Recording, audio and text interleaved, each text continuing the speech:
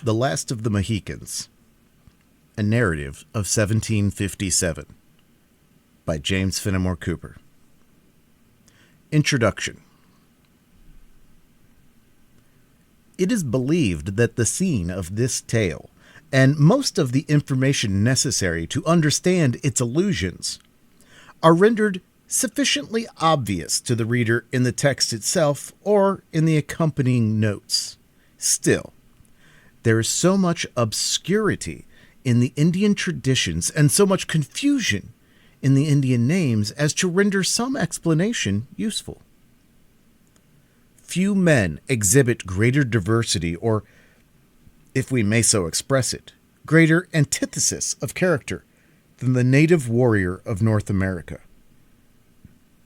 In war, he is daring, boastful, cunning, ruthless, self-denying, and self-devoted.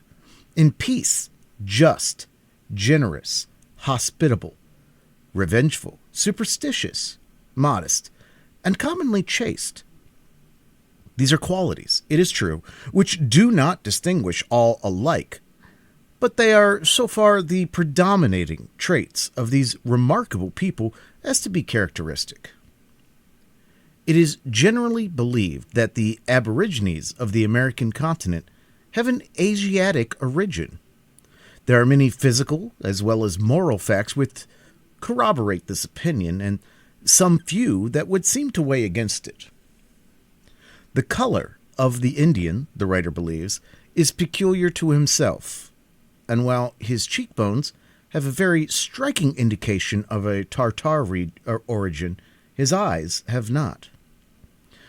Climate may have had great influence on the former, but it is difficult to see how it can have produced the substantial difference which exists in the latter.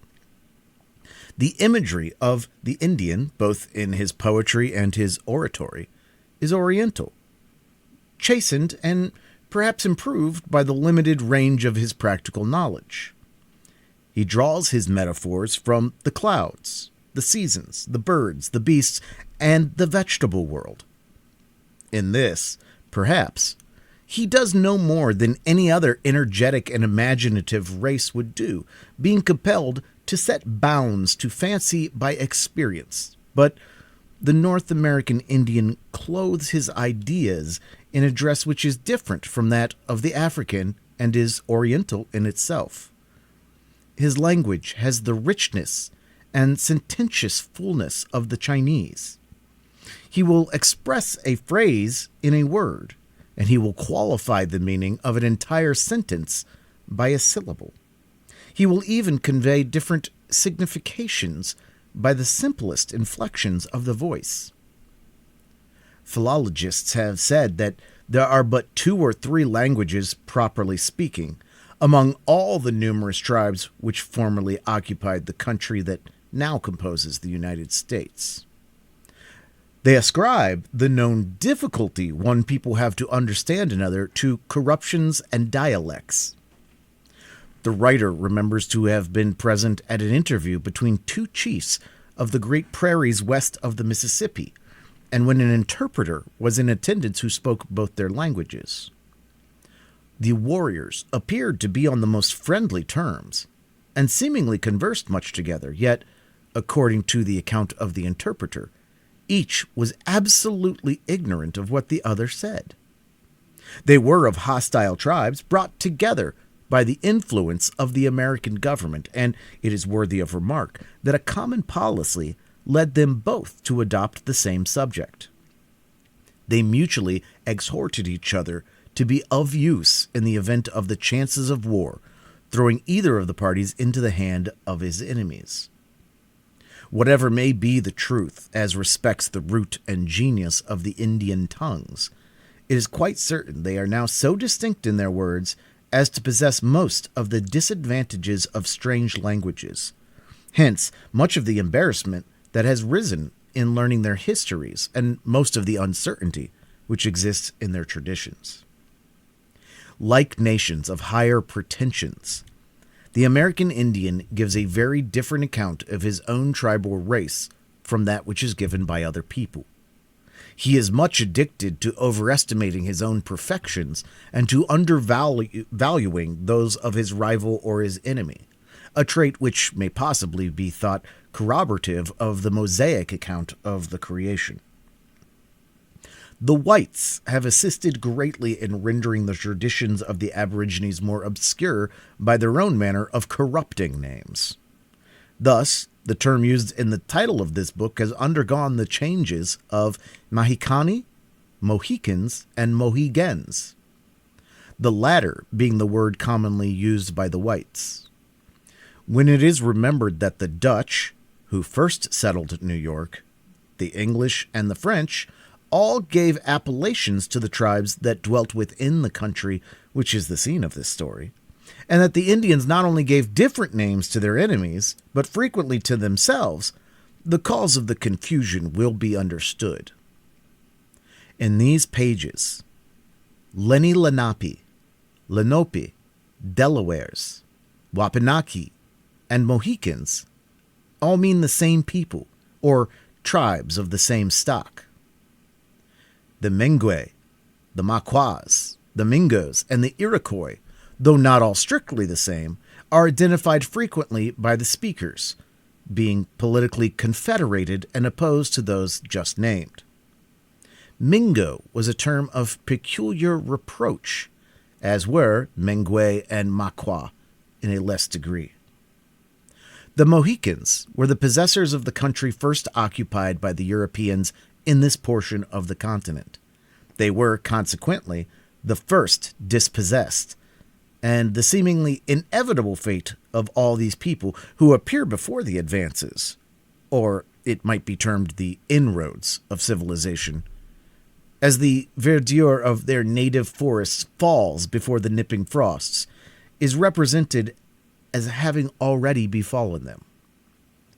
There is sufficient historical truth in the picture to justify the use that has been made of it. In point of fact, the country, which is the scene of the following tale, has undergone as little change, since the historical events alluded to had place, as almost any other district of equal extent within the whole limits of the United States. There are fashionable and well-attended watering places at and near the spring where Hawkeye halted to drink, and roads traversed the forest where he and his friends were compelled to journey without even a path. Glenn's has a large village, and while William Henry, and even a fortress of later date, are only to be traced as ruins, there is another village on the shores of the Horican. But beyond this, the enterprise and energy of a people who have done so much in other places have done little here.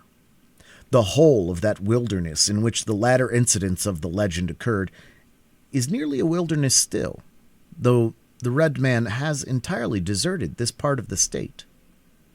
Of all the tribes named in these pages, there exist only a few half-civilized beings of the Oneidas on the reservations of their people in New York. The rest have disappeared, either from the regions in which their fathers dwelt, or altogether from the earth. There is one point on which we would wish to say a word before closing this preface. Hawkeye calls the Lac du Saint-Sacrement the Horican, as we believe this to be an appropriation of the name that has its origins with ourselves. The time has arrived, perhaps, when the fact should be frankly admitted. While writing this book, fully a quarter of a century since, it occurred to us that the French name of this lake was too complicated, the American too commonplace, and the Indian too unpronounceable for either to be used familiarly in a work of fiction. Looking over an ancient map, it was ascertained that a tribe of Indians called Les Horicans by the French existed in this neighborhood of this beautiful sheet of water. As every word uttered by Natty Bumppo was not to be received as rigid truth, we took the liberty of putting the Horican into his mouth as the substitute for Lake George. The name has appeared to find favor, and all things considered, it may possibly be quite as well to let it stand instead of going back to the House of Hanover for the appellation of our finest sheet of water.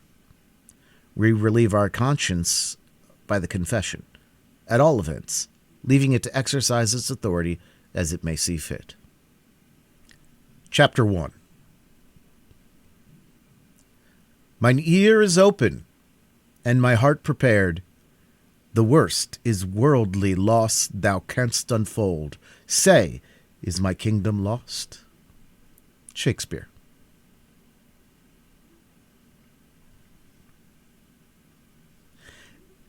It was a feature peculiar to the colonial wars of North America that the toils and dangers of the wilderness were to be encountered before the adverse hosts could meet. A wide and apparently an impervious boundary of forests severed the possessions of the hostile provinces of France and England. The hardy colonist and the trained European who fought at his side frequently expended months in struggling against the rapids of the streams or in effecting the rugged passes of the mountains in quest of an opportunity to exhibit their courage in a more martial conflict. But, emulating the patience and self-denial of the practiced native warriors, they learned to overcome every difficulty, and it would seem that, in time, there was no recess of the woods so dark, nor any secret place so lovely, that it might claim exemption from the inroads of those who had pledged their blood to satiate their vengeance, or to uphold the cold and selfish policy of the distant monarchs of Europe.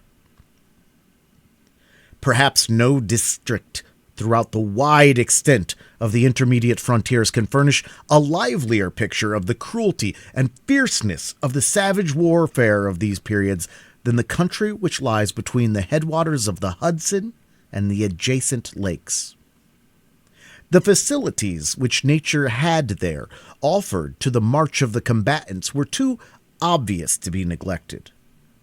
The lengthened sheet of the Champlain stretched from the frontiers of Canada deep within the borders of the neighboring province of New York, forming a natural passage across half the distance that the French were compelled to master in order to strike their enemies. Near its southern termination, it received the contributions of another lake, whose waters were so limpid as to have been exclusively selected by the Jesuit missionaries to perform the typical purification of baptism, and to obtain for it the title of Lake du Saint-Sacrement. The less zealous English thought they conferred a sufficient honor on its unsullied fountains when they bestowed the name of their reigning prince, the second of the House of Hanover.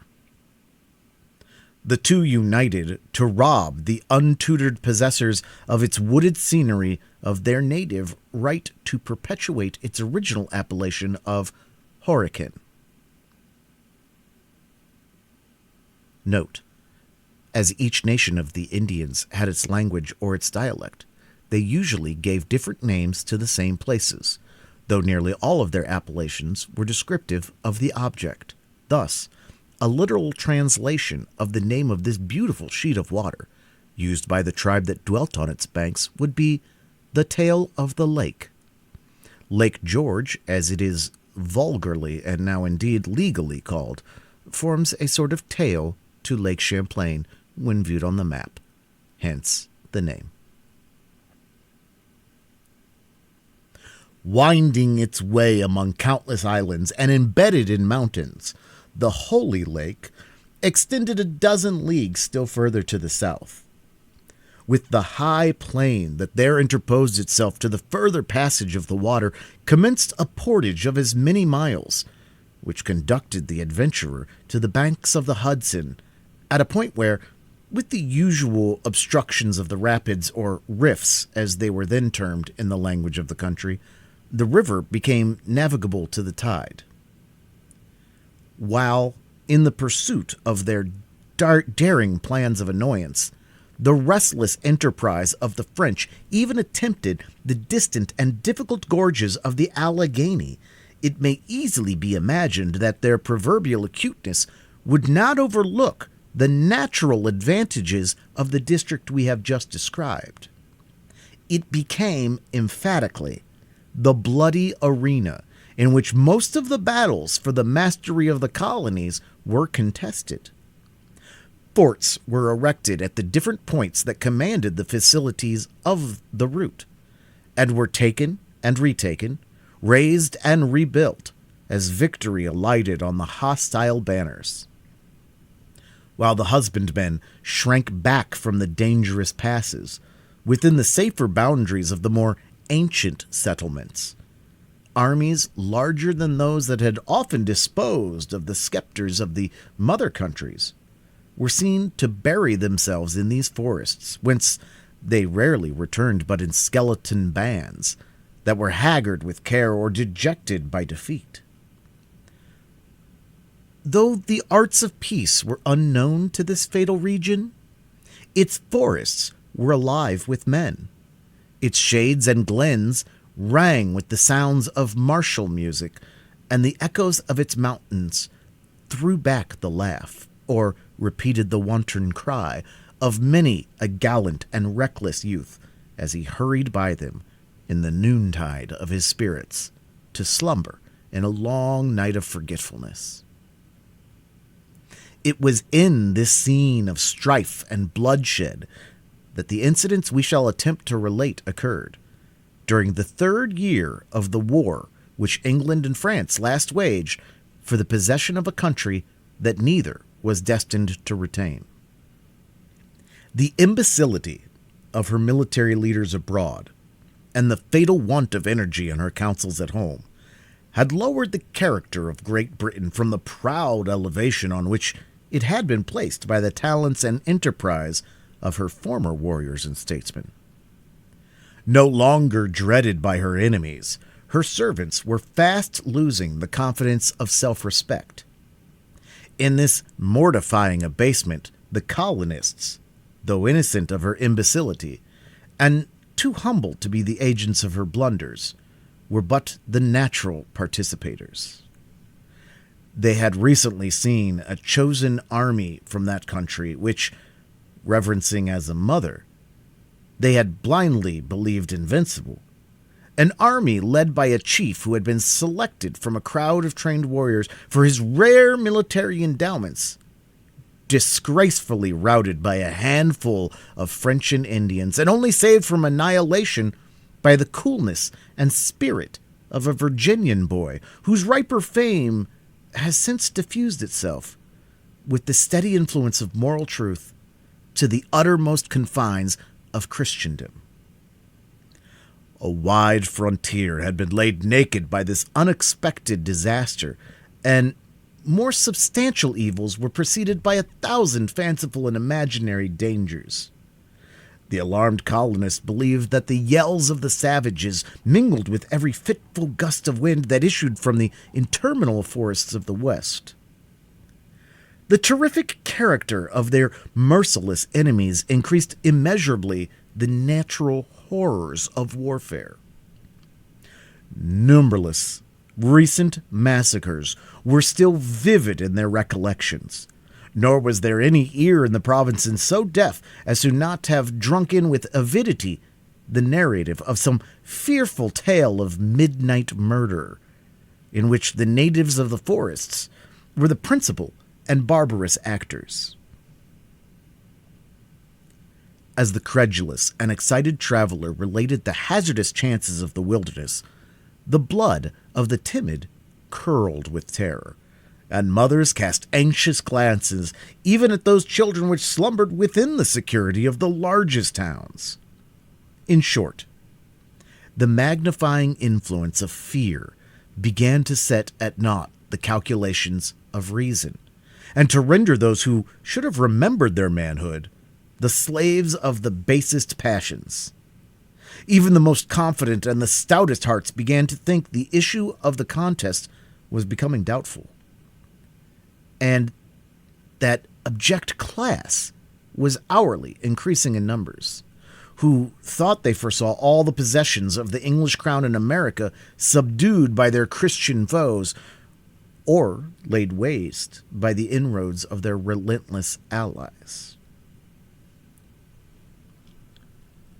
Note: Washington, who, after uselessly admonishing the European general of the danger into which he was heedlessly running, saved the remnants of the British army on this occasion by his decision and courage. The reputation earned by Washington in this battle was the principal cause of his being selected to command the American armies at a later day. It is a circumstance worthy of observation that while all America rang with his well-merited reputation, his name does not occur in any European account of the battle. At least, the author has searched for it without success. In this manner does the mother country absorb even the fame under that system of rule. When, therefore, intelligence was received at the fort which covered the southern termination of the portage between the Hudson and the lakes, that Montcalm had been seen moving up the Champlain with an army numerous as the leaves on the trees, its truth was admitted more of the craven reluctance of fear than with the stern joy that a warrior should feel in finding an enemy within reach of his blow. The news had been brought, toward the decline of a day in midsummer, by an Indian runner, who also bore an urgent request from Monroe, the commander of a work on the shore by the Holy Lake, for a speedy and powerful reinforcement. It has already been mentioned that the distance between these two posts was less than 5 leagues. The rude path, which originally formed their line of communication, had been widened for the passage of wagons, so that the distance which had been traveled by the son of the forest in 2 hours might easily be effected by a detachment of troops with their necessary baggage between the rising and setting of a summer sun. The loyal servants of the British Crown had given to one of the forest fastnesses the name of William Henry, and to the other that of Fort Edward, calling each after a favorite prince of the reigning family. The veteran Scotchman, just named, held the first, with a regiment of regulars and a few provincials, a force really by far too small to make head against the formidable power that Montcalm was leading to the foot of his earthen mounds. At the latter, however, lay General Webb, who commanded the armies of the king in the northern provinces with a body of more than 5,000 men. By uniting the several detachments of his command, this officer might have arrayed nearly double the number of combatants against the enterprising Frenchmen, who had ventured so far from his reinforcements, with an army but little superior in numbers. But under the influence of their degraded fortunes, both officers and men appeared better disposed to await the approach of their formidable antagonists within their works than to resist the progress of their march by emulating the successful example of the French at Fort Duquesne and striking a blow on their advance.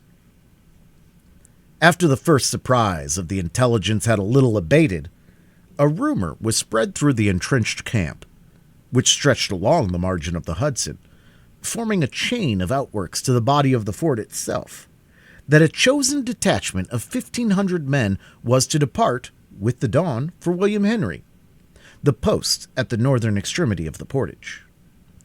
That was at first was only rumor, soon became certainty, as orders passed from the quarters of their commander-in-chief to the several corps he had selected for this service to prepare for their speedy departure. All doubts as to the intention of Webb now vanished, and an hour or two of hurried footsteps and anxious faces succeeded. The novice in the military art flew from point to point, retarding his own preparations by the excess of his violent and somewhat distempered zeal, while the more practiced veteran made his arrangements with a deliberation that scorned every appearance of haste, though his sober lineaments and anxious eye sufficiently betrayed that he had no very strong professional relish for the, as yet, untried and dreaded warfare of the wilderness.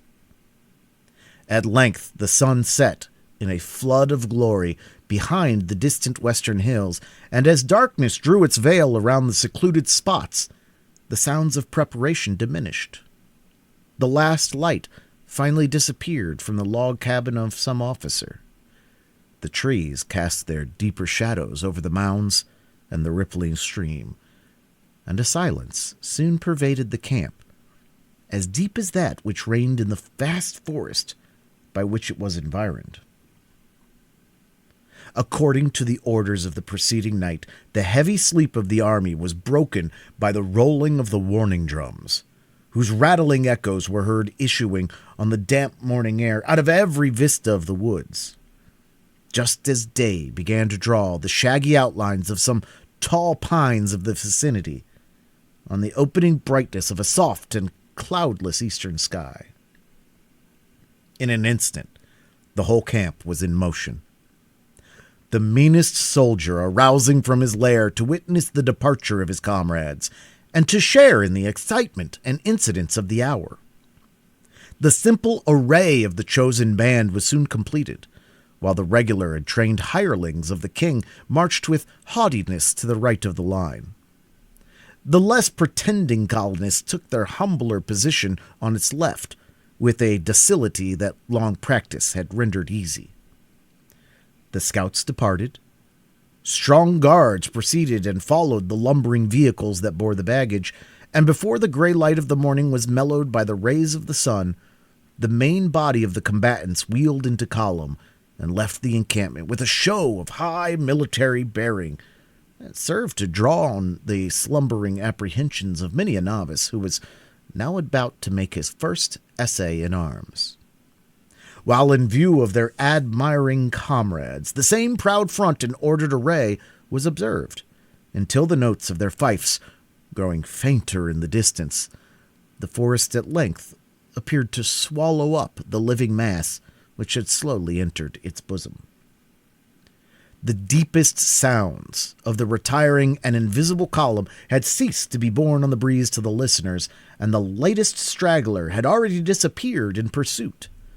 But there still remained the signs of another departure, before a log cabin of unusual size and accommodations, in front of whose sentinels paced their rounds, who were known to guard the person of the English general.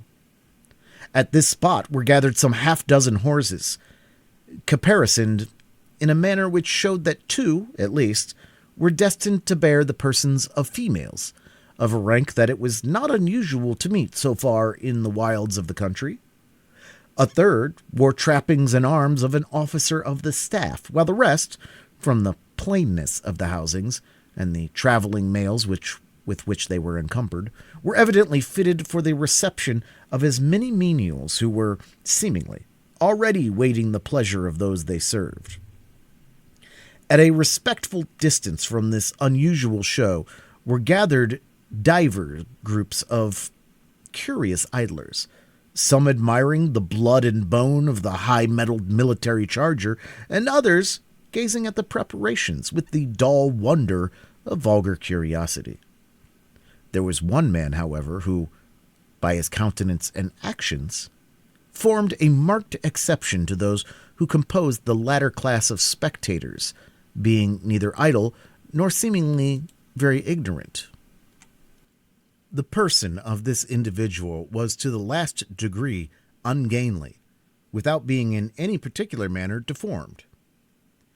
He had all the bones and joints of other men without any of their proportions. Erect, his stature surpassed that of his fellows. Though seated, he appeared reduced within the ordinary limits of the race. The same contrariety in his members seemed to exist throughout the whole man. His head was large, his shoulders narrow, his arms long and dangling, while his hands were small, if not delicate. His legs and thighs were thin, nearly to emaciation, but of extraordinary length, and his knees would have been considered tremendous had they not been outdone by the broader foundations on which this false superstructure of blended human orders was so profanely reared. The ill-assorted and injudicious attire of the individual only served to render his awkwardness more conspicuous. A sky-blue coat, with short and broad skirts and a low cape, exposed a long, thin neck and longer and thinner legs to the worst animadversions of the evil-disposed. His nether garment was a yellow nankeen, closely fitted to the shape, and tied at his bunches of knees with large knots of white ribbon, a good deal sullied by use. Clouded cotton stockings and shoes, on one of the latter of which was a plated spur, completed the costume of the lower extremity of this figure. No curve or angle on which was concealed, but, on the other hand, studiously exhibited, through the vanity or simplicity of its owner.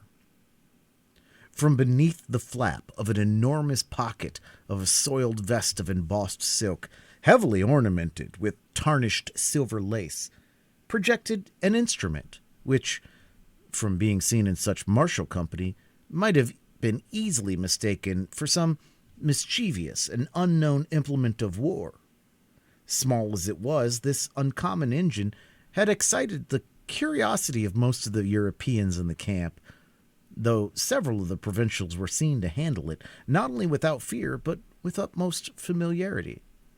A large civil-cocked hat, like those worn by clergymen within the last 30 years, surmounted the whole, furnishing dignity to a good-natured and somewhat vacant countenance that apparently needed such artificial aid to support the gravity of some high and extraordinary trust.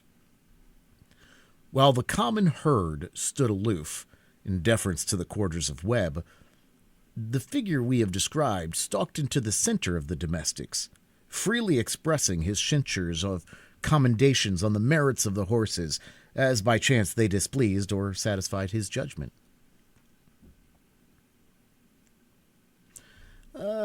This beast, I rather conclude, friend, is not of home raising, but is from foreign lands, or perhaps from the little island itself over the blue water, he said, in a voice as remarkable for the softness and sweetness of its tones as was his person for its rare proportions.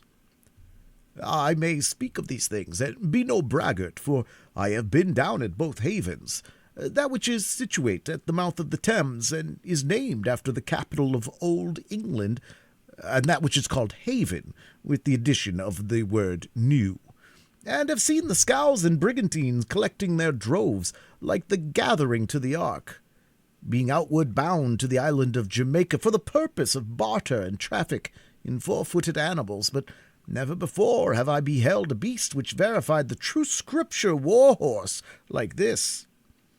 He paweth in the valley, and rejoiceth in his strength.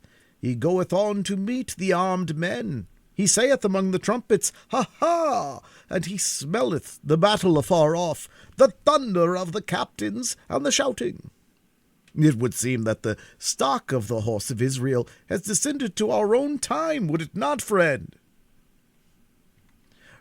Receiving no reply to this extraordinary appeal, which, in truth, as it was delivered with the vigor of full and sonorous tones, merited some sort of notice, he who had thus sung forth the language of the holy book turned to the silent figure to whom he had unwittingly addressed himself, and found a new and more powerful subject of admiration in the object that encountered his gaze.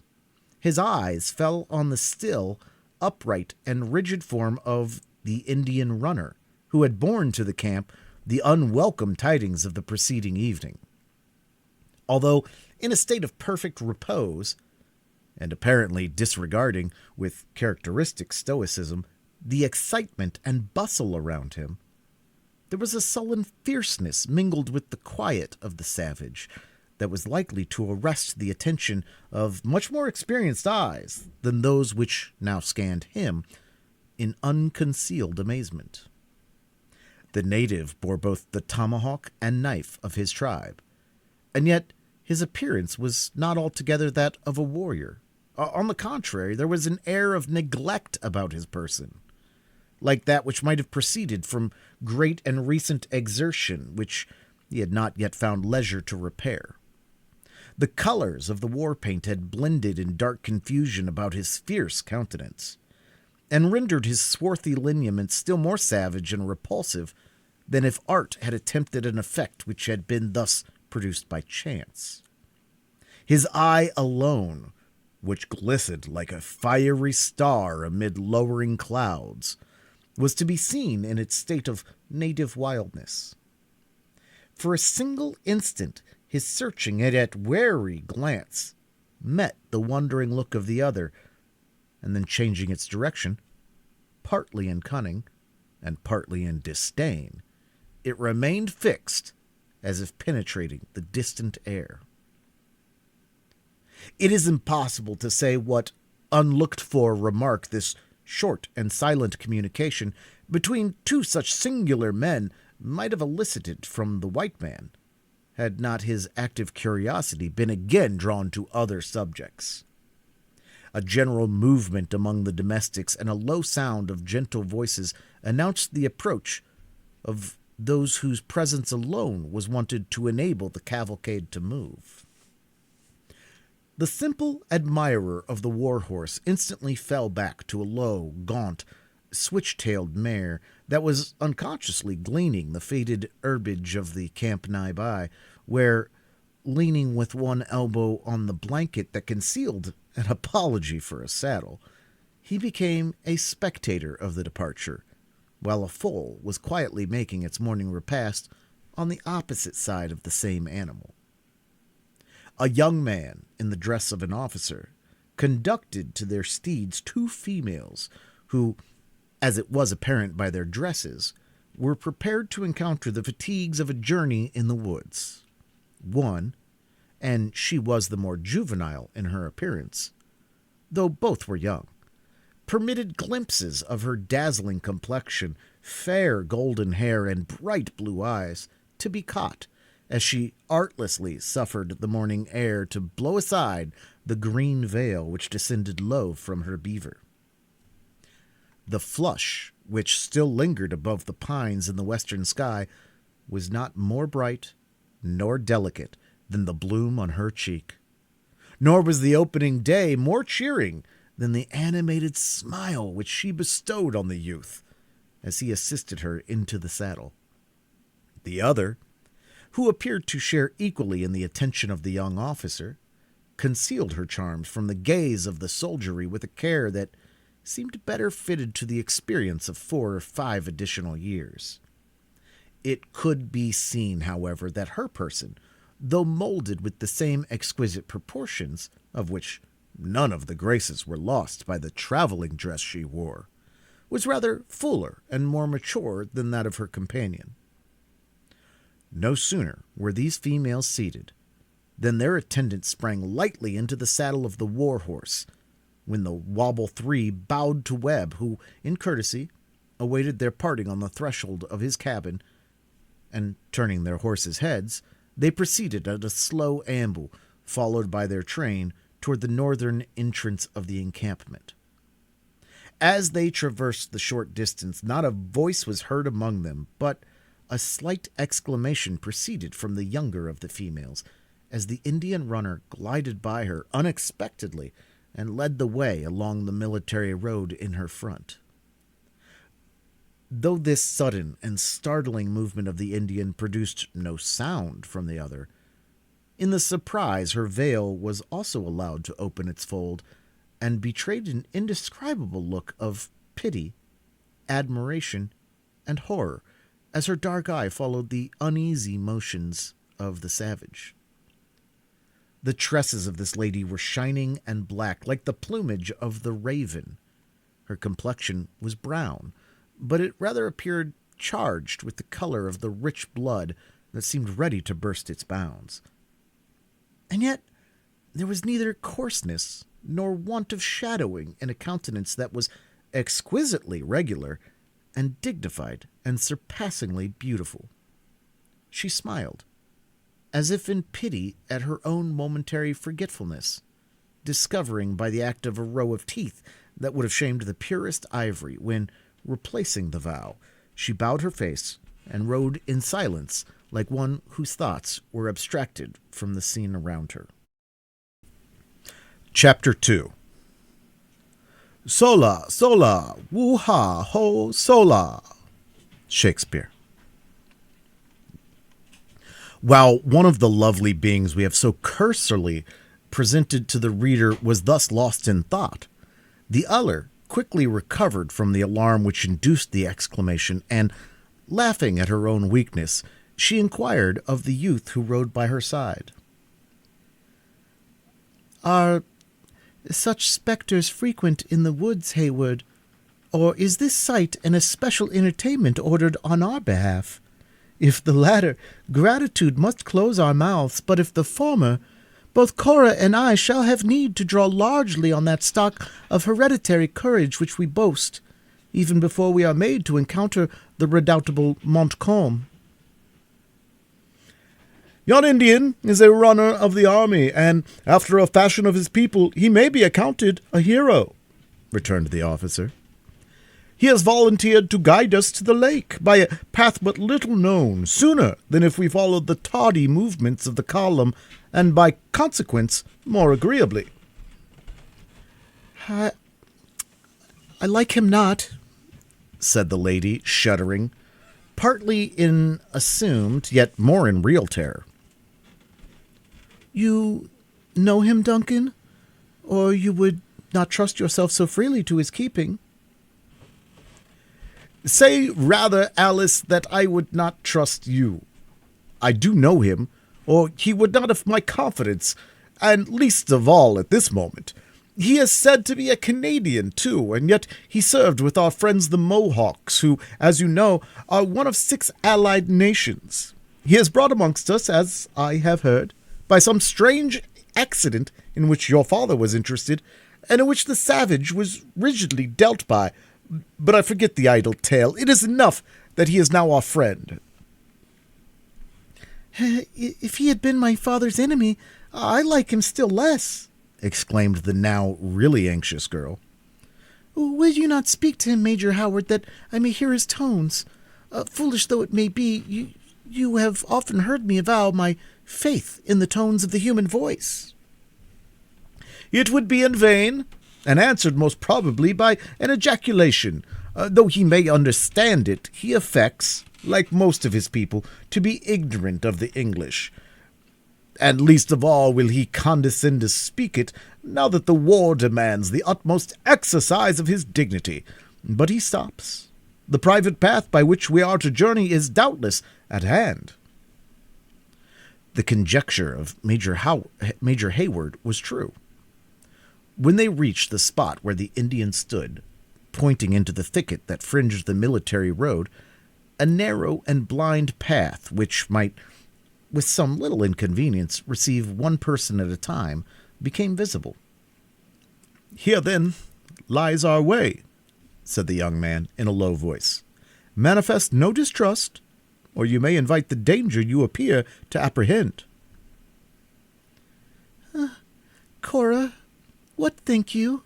asked the reluctant fair one. "If we journey with the troops, though we may find their presence irksome, shall we not feel better assurance of our safety?" "Being little accustomed to the practices of the savages, Alice, you mistake the place of real danger," said Hayward. "If enemies have reached the portage at all, a thing by no means probable, as our scouts are abroad, they will surely be found skirting the column, where scalps abound the most. The route of the detachment is known, while ours, having been determined within the hour, must still be secret." "Should we distrust the man because his manners are not our manners, and that his skin is dark?" coldly asked Cora. Alice hesitated no longer, but giving her Narragansett a smart cut of the whip, she was the first to dash aside the slight branches of the bushes and to follow the runner along the dark and tangled pathway.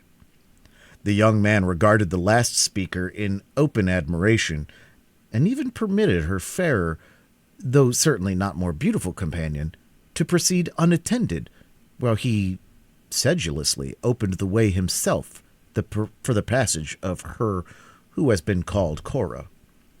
It would seem that the domestics had been previously instructed, for instead of penetrating the thicket, they followed the route of the column, a measure which Hayward stated had been dictated by the sagacity of their guide in order to diminish the marks of their trail if, haply, the Canadian savages should be lurking so far in advance of their army. For many minutes the intricacy of the route admitted of no further dialogue, after which they emerged from the broad border of underbrush which grew along the line of the highway, and entered under the high but dark arches of the forest. Here their progress was less interrupted, and the instant the guide perceived that the females could command their steeds, he moved on, at a pace between a trot and a walk, and at a rate which kept the sure-footed and peculiar animals they rode at a fast yet easy amble. The youth had turned to speak to the dark-eyed Cora, when the distant sounds of horse hoofs clattering over the roots of the broken way in his rear caused him to check his charger, and as his companions drew their reins at the same instant, the whole party came to a halt in order to obtain an explanation of the unlooked-for interruption. In a few moments, a colt was seen gliding, like a fallow deer, among the straight trunks of the pines, and in another instant the person of an ungainly man, described in the preceding chapter, came into view with as much rapidity as he could excite his meager beast to endure without coming to an open rupture. Until now, this personage had escaped the observation of the travelers. If he possessed the power to arrest any wondering eye when exhibiting the glories of his attitude on foot, his equestrian graces were still more likely to attract attention. Notwithstanding a constant application of his one-armed heel to the flanks of the mare, the most confirmed gait that he could establish was a Canterbury gallop with the hind legs, in which those more forward assisted for doubtful moments, though generally content to maintain a loping trot.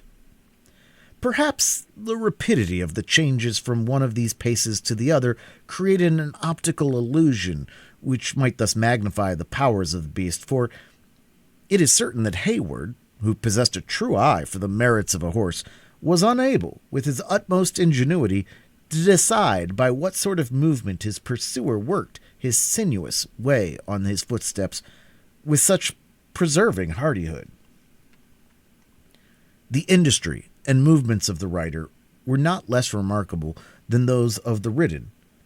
At each change in the evolutions of the latter, the former raised his tall person in the stirrups, producing, in this manner, by the undue elongation of his legs, such sudden growths and diminishings of the stature as baffled every conjecture that might be made as to his dimensions. If to this be added the fact that, in consequence of the ex parte application of the spur, one side of the mare appeared to journey faster than the other, and that the aggrieved flank was resolutely indicted by unremitted flourishes of a bushy tail, we finish the picture of both horse and man. The frown, which had gathered around the handsome, open, and manly brow of Hayward, gradually relaxed, and his lips curled into a slight smile as he regarded the stranger. Alice made no very powerful effort to control her merriment, and even the dark, thoughtful eye of Cora lighted with a humor that it would seem the habit rather than the nature of its mistress repressed. "Seek you any here?" demanded Hayward, when the other had arrived sufficiently nigh to abate his speed. "I trust you are no messenger of evil tidings." "Even so," replied the stranger, making diligent use of his triangular castor to produce a circulation in the close air of the woods, and leaving his hearers in doubt to which of the young man's questions he responded. When, however, he had cooled his face and recovered his breath, he continued.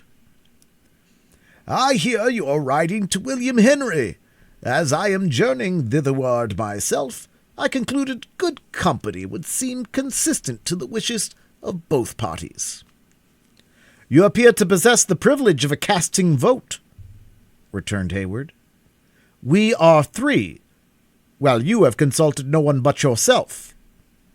Even so, the first point to be obtained is to know one's own mind.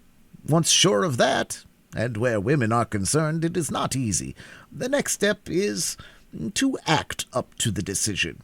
I have endeavored to do both, and here I am. If you journey to the lake, you have mistaken your route, said Hayward haughtily. The highway thither is at least half a mile behind you. Even so, returned the stranger, nothing daunted by this cold reception. I have tarried at Edward a week, and I should be dumb not to have inquired the road I was to journey, and if dumb, there would be an end to my calling. After simpering in a small way like one whose modesty prohibited a more open expression of his admiration of a witticism that was perfectly unintelligible to his hearers, he continued, It is not prudent for any one of my profession to be familiar with those he has to instruct, for which reason I follow not the line of the army, besides which I conclude that a gentleman of your character has the best judgment in matters of wayfaring. I have, therefore, decided to join company, in order that the ride may be made agreeable, and partake of social communion. A most arbitrary, if not a hasty decision, exclaimed Hayward, undecided whether to give vent to his growing anger, or to laugh in the other's face. But you speak of instruction, and of a profession. Are you an adjunct to the provincial corps? As a master of the noble science of defense and offense? Or perhaps you are one who draws lines and angles, under the pretense of expounding the mathematics? The stranger regarded his interrogator a moment in wonder, and then, losing every mark of self-satisfaction in an expression of solemn humility, he answered, Of offense, I hope there is none, to either party. Of defense, I make none, by God's good mercy, having committed no palpable sin since last entreating his pardoning grace. I understand not your illusions about line and angles, and I leave expounding to those who have been called and set apart for that holy office. I lay claim to no higher gift than a small insight into the glorious art of petitioning and thanksgiving, as practiced in psalmody. The man is most manifestly a disciple of Apollo, cried the amused Alice, and I take him under my own special protection. Nay, throw aside that frown, Hayward, and in pity to my longing ears, suffer him to journey in our train. Besides, she added, in a low and hurried voice, casting a glance at the distant Cora, who slowly followed the footsteps of their silent but sullen guide, it may be a friend added to our strength in time of need. Think you, Alice, that I would trust those I love by this secret path, did I imagine such need could happen? Nay, I think not of it now, but this strange man amuses me, and if he hath music in his soul, let us not churlishly reject his company. She pointed persuasively along the path of her riding-whip, while their eyes met in a look which the young man lingered a moment to prolong. Then, yielding to her gentle influence, he clapped his spurs into his charger, and in a few bounds was again at the side of Cora. I am glad to encounter thee, friend, continued the maiden, waving her hand to the stranger to proceed, as she urged her Narragansett to renew its amble. Partial relatives have almost persuaded me that I am not entirely worthless in a duet myself, and we may enliven our wayfaring by indulging in our favorite pursuit. It might be of a signal advantage, ignorant as I, to hear the opinions and experience of a master in the art.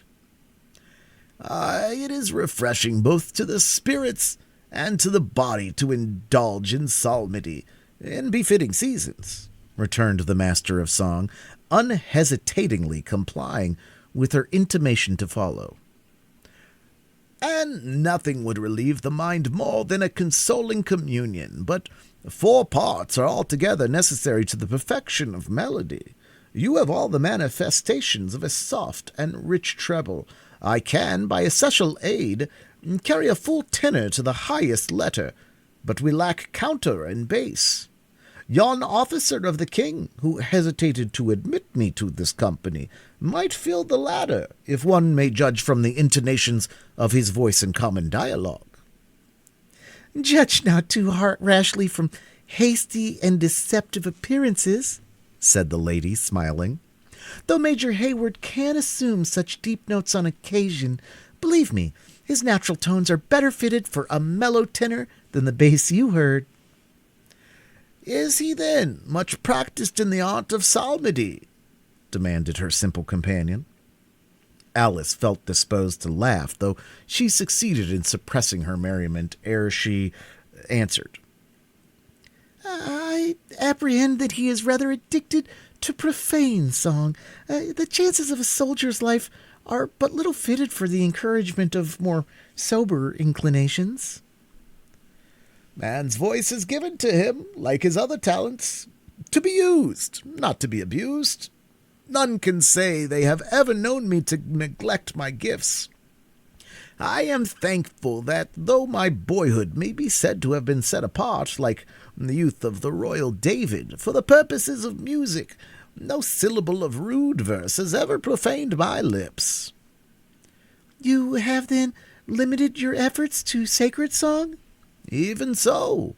As the Psalms of David exceed all other language, so does the psalmody that has been fitted to them by the divines and sages of the land surpass all vain poetry. Happily, I may say that I utter nothing but the thoughts and the wishes of the King of Israel himself.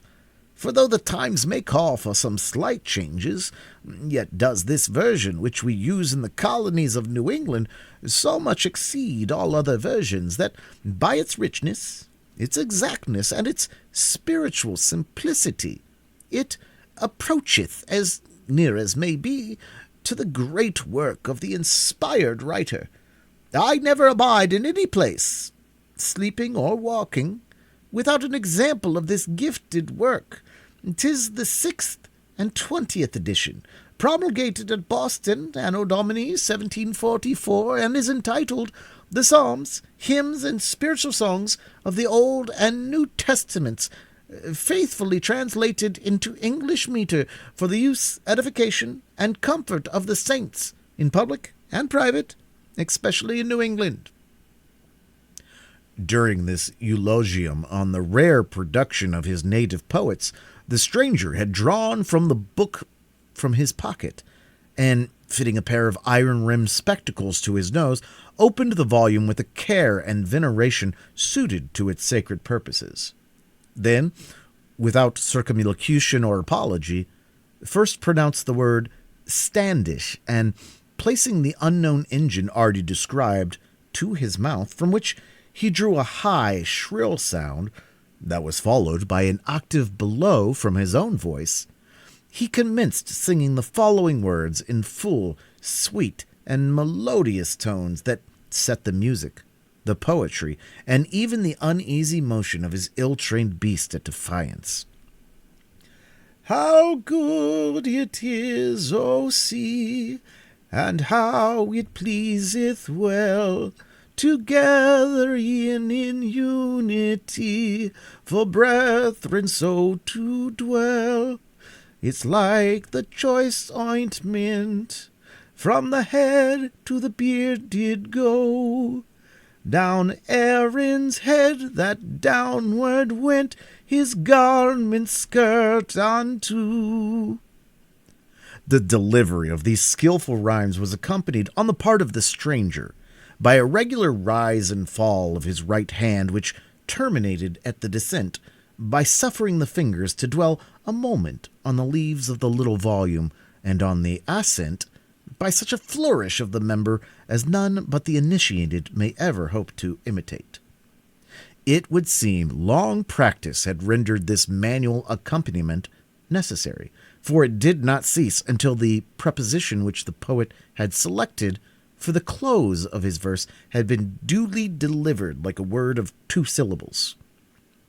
Such an innovation on the silence and retirement of the forest could not fail to enlist the ears of those who had journeyed at so short a distance in advance. The Indian muttered a few words in broken English to Hayward, who, in his turn, spoke to the stranger, at once interrupting and, for the time, closing his musical efforts. Though we are not in danger, common prudence would teach us to journey through this wilderness in as quiet a manner as possible. You will pardon me, Alice, should I diminish your enjoyments, by requesting this gentleman to postpone his chant until a safer opportunity. You will diminish them indeed, returned the arch-girl, for never did I hear a more unworthy conjunction of execution and language than to which I have been listening. And I was far gone in a learned inquiry into the causes of such an unfitness between sound and sense, when you broke the charm of my musings by that bass of yours, Duncan. I know not what you call my bass, said Hayward, piqued at her remark, but I know that your safety and that of Cora is far dearer to me than could be any orchestra of Handel's music. He paused and turned his head quickly toward a thicket, and then bent his eyes suspiciously on their guide, who continued his steady pace in undisturbed gravity. The young man smiled to himself, for he believed he had mistaken some shining berry of the woods for the glistening eyeballs of a prowling savage, and he rode forward, continuing the conversation which had been interrupted by the passing thought. Major Hayward was mistaken only in suffering his youthful and generous pride to suppress his active watchfulness. The cavalcade had not long passed before the branches of the brush that formed the thicket were cautiously moved asunder, and a human visage, as fiercely wild as savage art and unbridled passions could make it, peered out on the retiring footsteps of the travelers. A gleam of exultation shot across the darkly painted lineaments of the inhabitant of the forest, as he traced the route of his intended victims who rode unconsciously onward, the light and graceful forms of the females waving among the trees in the curvatures of their path, followed at each bend by the manly figure of Hayward, until, finally, the shapeless person of the singing master was concealed behind the numberless trunks of trees that rose in dark lines in the intermediate space. Chapter 3. Before these fields were shorn and tilled, full to the brim our rivers flowed, the melody of waters filled the fresh and boundless wood, and torrents dashed, and rivulets played, and fountains sprouted in the shade. Bryant. Leaving the unsuspecting Hayward and his confiding companions to penetrate still deeper into a forest that contained such treacherous inmates, we must use an author's privilege and shift the scene a few miles to the westward of the place that we have last seen them. On that day, 2 men were lingering on the banks of a small but rapid stream, within an hour's journey of the encampment of Webb, like those who awaited the appearance of an absent person or the approach of some unexpected event. The vast canopy of woods spread itself to the margin of the river, overhanging the water, and shadowing its dark current with a deeper hue. The rays of the sun were beginning to grow less fierce, and the intense heat of the day was lessened as the cool vapors of the springs and fountains rose above their leafy beds and rested in the atmosphere. Still, that breathing silence which marks the drowsy sultriness of an American landscape in July pervaded that secluded spot, interrupted only by the low voices of the men, the occasional and lazy tap of a woodpecker, the discordant cry of some gaudy jay, or the swelling on the ear from the dull roar of a distant waterfall. These feeble and broken sounds were, however, too familiar to the foresters to draw their attention from the more interesting matter of their dialogue. While one of these loiterers showed the red skin and wild accoutrement of a native of the woods, the other exhibited, through the mask of his rude and nearly savage equipments, the brighter, though sunburned and long-faced expression of one who might claim descent from a European parentage. The former was seated on the edge of a mossy log in a posture that permitted him to heighten the effect of his earnest language by the calm but expressive gestures of an Indian engaged in debate. His body, which was nearly naked, presented a terrific emblem of death, drawn in intermingled colors of white and black. His closely shaved head, on which no other hair than the well-known and chivalrous scalping tuft was preserved, was without ornament of any kind, with the exception of a solitary eagle's plume that crossed his crown and depended over the left shoulder. Note: the North American warrior caused the hair to be plucked from his whole body. A small tuft was left on the crown of his head in order that his enemy might avail himself of it in wrenching off the scalp in the event of his fall. The scalp was the only admissible trophy of victory. Thus, it was deemed more important to obtain the scalp than to kill the man. Some tribes lay great stress on the honor of striking a dead body. These practices have nearly disappeared among the Indians of the Atlantic states. A tomahawk and scalping knife of English manufacture were in his girdle, while a short military rifle, of that sort with which the policy of the whites armed their savage allies, lay carelessly across his bare and sinewy knee. The expanded chest, full-formed limbs, and grave countenance of this warrior would denote that he had reached the vigor of his days, though no symptoms of decay appeared to have yet weakened his manhood.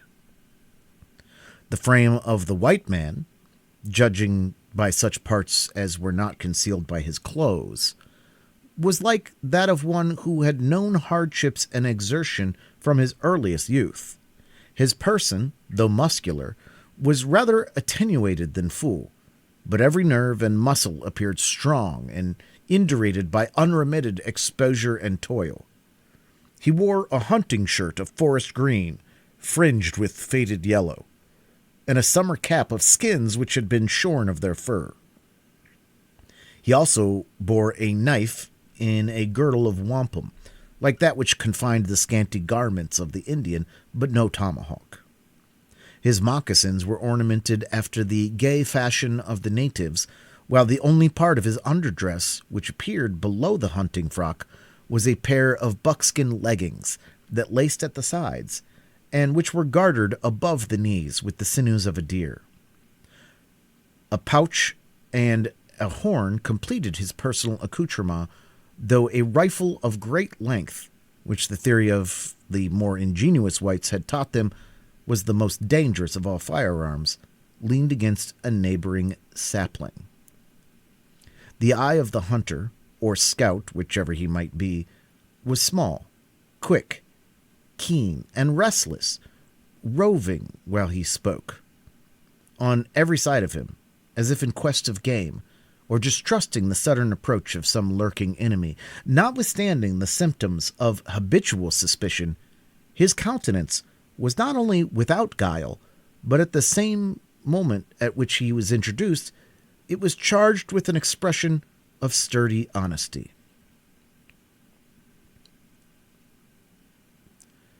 "Even your traditions make the case in my favor, Chingachgook," he said, speaking in the tongue which was known to all natives who formerly inhabited the country between the Hudson and the Potomac, and of which we shall give a free translation for the benefit of the reader, endeavoring, at the same time, to preserve some of the peculiarities both of the individual and of the language. "Your fathers came from the setting sun, crossed the big river," note, the Mississippi, The scout alludes to a tradition which is very popular among the tribes of the Atlantic states. Evidence of their Asiatic origin is deduced from the circumstances, though great uncertainty hangs over the whole history of the Indians. Fought the people of the country, and took the land, and mine came from the red sky of the morning, over the salt lake, and did their work, much after the fashion that had been set them by yours. Then let God judge the matter between us, and friends spare their words. My fathers fought with the naked red man, returned the Indian sternly in the same language. Is there no difference, Hawkeye, between the stone-headed arrow of the warrior and the leaden bullet with which you kill? There is reason in an Indian, though nature has made him with a red skin, said the white man, shaking his head like one on to whom such an appeal to his justice was not thrown away. For a moment he appeared to be conscious of having the worst of the argument. Then, rallying again, he answered the objection of his antagonist in the best manner his limited information would allow. I am no scholar, and I care not who knows it, but judging from what I have seen at deer chases and squirrel hunts, of the sparks below, I should think a rifle in the hands of their grandfathers was not so dangerous as a hickory bow, and a good flint head might be, if drawn with Indian judgment and sent by an Indian eye. You have the story told by your fathers, returned the other, coldly waving his hand. What say your old men? Do they tell the young warriors that their pale faces met the red men, painted for war, and armed with the stone hatchet and wooden gun? I am not prejudiced man, nor one who vaunts himself on his natural privileges, though the worst enemy I have on earth, and he as an Iroquois, daren't deny that I am genuine white. The scout replied, surveying with secret satisfaction the faded color of his bony and sinewy hand. And I am willing to own that my people have many ways of which, as an honest man, I can't approve. It is one of their customs to write in books what they have done and seen, instead of telling them in their villages, where the lie can be given to the face of a cowardly boaster, and the brave soldier can call on his comrades to witness for the truth of his words. In consequence of this bad fashion, a man who is too conscientious to misspend his days among women, in learning the names of black marks, may never hear the deeds of his fathers, nor feel a pride in striving to outdo them. For myself, I conclude the bumpos could shoot, for I have a natural turn with a rifle, which must have been handed down from generation to generation, as our holy commandments tell us, all good and evil gifts are bestowed, though I should be loath to answer for other people in such a matter. But every story has two sides, so I ask you, Chingachgook, what passed, according to the traditions of the red man, when our fathers first met? A silence of a minute succeeded, during which the Indian sat mute. Then, full of the dignity of his office, he commenced his brief tale with a solemnity that served to heighten its appearance of truth. Listen, Hawkeye, and your ears shall drink no lie. 'Tis what my fathers have said, and what the Mohicans have done. He hesitated a single instant, and, bending a cautious glance toward his companion, he continued, in a manner that was divided between interrogation and assertion. Does not this stream at our feet run toward the summer, until its waters grow salt, and the current flows upward? It can't be denied that your traditions tell you true in both these matters, said the white man. For I have been there, and I have seen them, though why water, which is so sweet in the shade, should become bitter in the sun, is an alteration for which I have never been able to account. And the current, demanded the Indian, who expected his reply with that sort of interest that a man feels in the confirmation of testimony, at which he marvels even while he respects it. "The fathers of Chingachgook have not lied." "The Holy Bible is not more true. That is the truest thing in nature. They call this upstream current the tide, which are the things soon explained and clear enough. 6 hours the waters run in, 6 hours they run out. And the reason is this: when there is higher water in the sea than in the river, they run in until the river gets to the highest, and then it runs out again." "The waters in the woods and on the Great Lakes run downward until they lie like my hand," said the Indian, stretching the limb horizontally before him. "And then they run no more." "No honest man will deny it," said the scout, a little nettled at the implied distrust of his explanation of the mystery of the tides. "And I grant that this is true on a small scale, and where the land is level, but everything depends on what scale you look at things. Now on the small scale, the earth is level, but on a large scale it is round. In this manner, pools and ponds, and even the great freshwater lakes may be stagnant, as you and I both know they are, having seen them.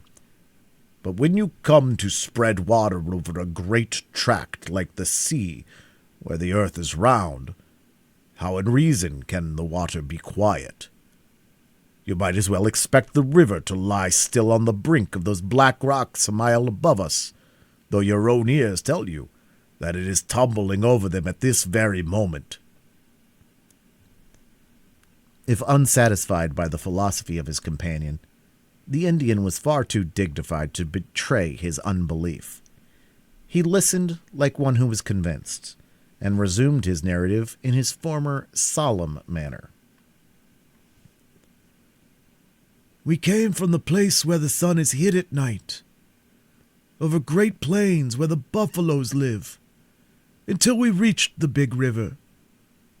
There we fought the Allegheny till the ground was red with their blood. From the banks of the big river to the shores of the Salt Lake, there was none to meet us. The Maquas followed at a distance. We said the country should be ours from the place where the Rotter runs up, no longer on this stream, to a river 20 suns' journey toward the summer.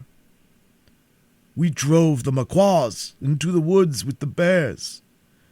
They only tasted salt at the licks. They drew no fish from the Great Lake. We threw them the bones." "All this I heard and believe," said the white man, observing that the Indian paused. "But it was long before the English came into the country." "A pine grew where this chestnut now stands. The first pale-faces who came among us spoke no English. They came in a large canoe, when my fathers had buried the tomahawk with the red men around them. Then, Hawkeye," he continued, betraying his deep emotion only by permitting his voice to fall to those low guttural tones which render his language, as spoken at times, so very musical. "Then, Hawkeye, we were one people, and we were happy. The Salt Lake gave us its fish, the woods its deer, and the air its birds. We took wives who bore us children. We worshipped the Great Spirit, and we kept the Maquas beyond the sound of our songs of triumph." "Know you anything of your own family at the time?" demanded the white. "But you are just a man, for an Indian, and I suppose you hold their gifts. Your fathers must have been brave warriors and wise men at the council fire." "My tribe is a grandfather of the nations, but I am an unmixed man. The blood of chiefs is in my veins, where it must stay forever. The Dutch landed and gave my people the fire water. They drank until the heavens and the earth seemed to meet, and they foolishly thought they had found the Great Spirit. Then they parted with their land. Foot by foot they were driven back from the shores, until I, that am a chief and a sagamore, have never seen the sun shine but through the trees, and have never visited the graves of my fathers." "Graves bring solemn feelings over the mind," returned the scout, a good deal touched at the calm suffering of his companion. "And they often aid a man in his good intentions, though, for myself, I expect to leave my own bones unburied, to bleach in the woods, or to be torn asunder by the wolves. But where are to be found those of your race who came to their kin in the Delaware country so many summers hence?" "Where are the blossoms of those summers? Fallen, one by one.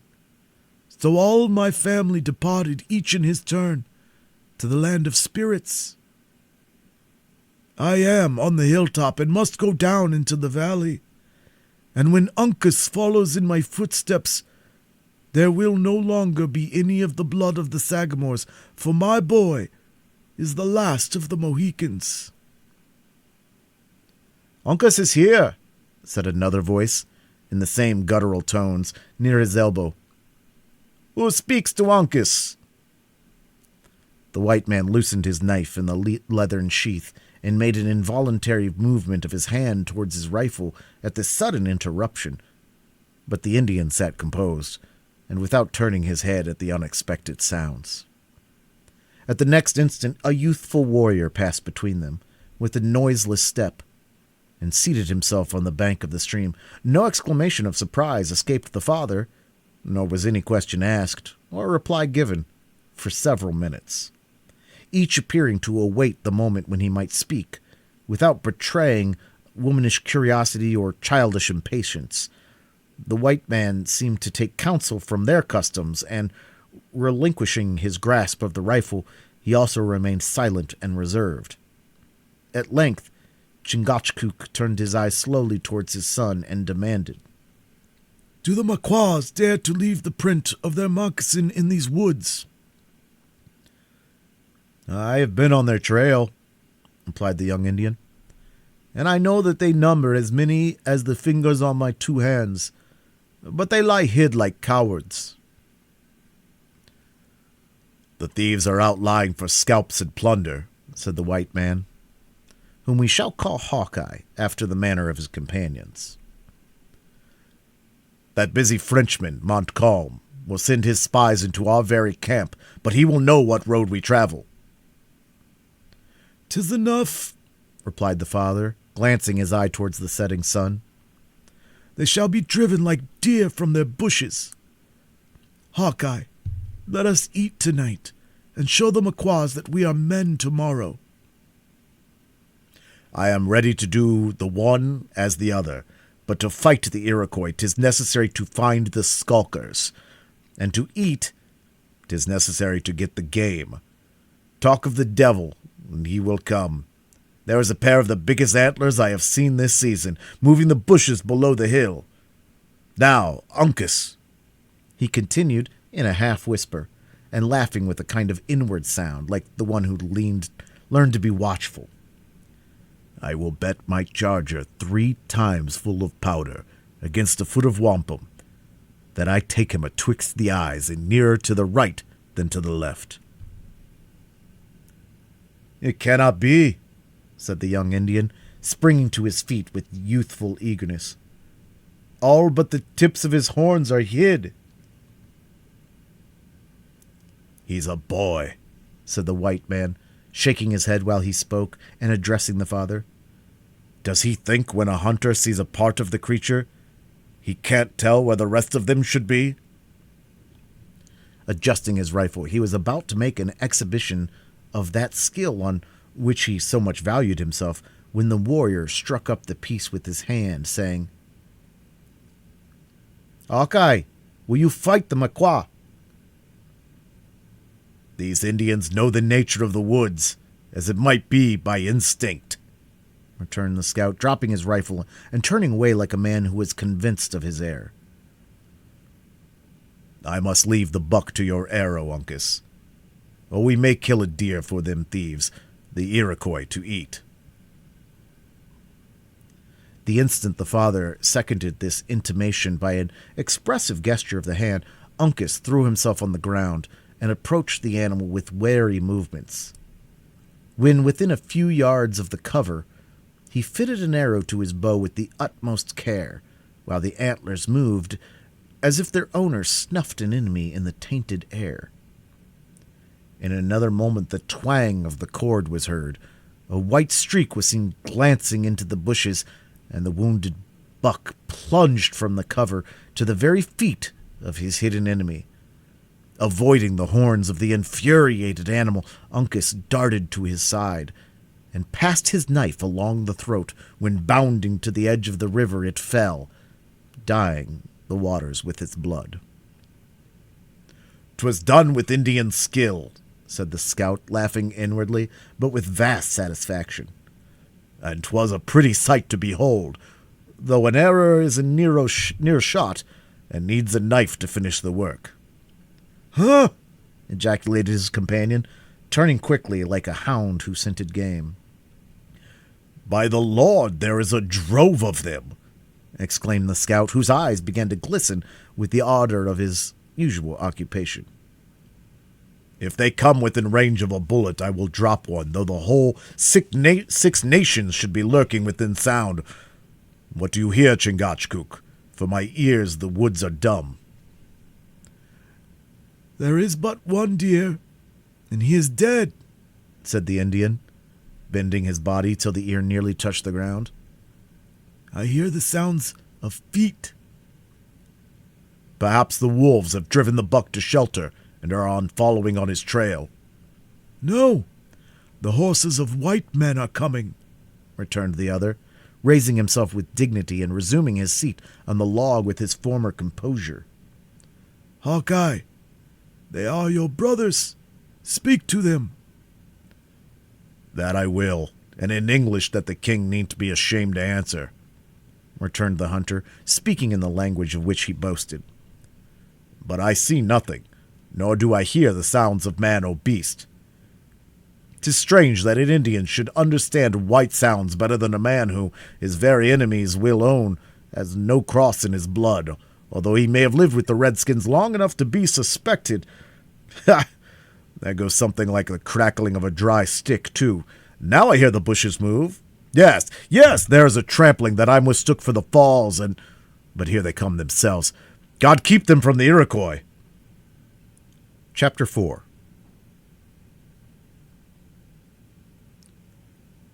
"Well, go thy way, thou shalt not from this grove, till I torment thee for this injury." Midsummer Night's Dream. The words were still in the mouth of the scout when the leader of the party, whose approaching footsteps had caught the vigilant ear of the Indian, came openly into view. A beaten path, such as those made by the periodical passage of the deer, wound through a little glen at no great distance, and struck the river at the point where the white man and his red companions had posted themselves. Along this track the travelers, who had produced a surprise so unusual in the depths of the forest, advanced slowly toward the hunter, who was in front of his associates, in readiness to receive them. "Who comes?" demanded the scout, throwing his rifle carelessly across his left arm, and keeping the forefinger of his right hand on the trigger, though he avoided all appearance of menace in the act. "Who comes hither, among the beasts and dangers of the wilderness?" "Believers in religion, and friends to the law and to the king," returned he who rode foremost. "Men who have journeyed since the rising sun, in the shades of this forest, without nourishment, and are sadly tired of their wayfaring."